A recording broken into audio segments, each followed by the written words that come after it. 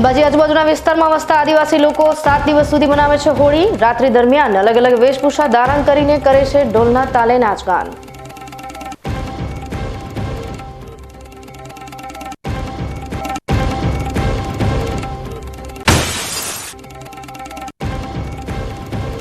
પાલનપુર રાજપુર પખાણવામાં ટોળાએ હથિયારો સાથે ખેતરમાં તોડફોડ કરી છાપરું સળગાવ્યું। પોલીસે 9 વાહનો કબજે કરી આરોપીઓ વિરુદ્ધ કાર્યવાહી હાથ ધરી।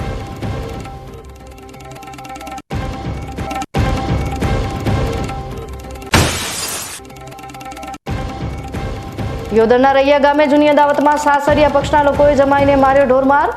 પત્ની સહિત 3 લોકો પર દિયોદર પોલીસ મથકે નોંધાયો ગુનો।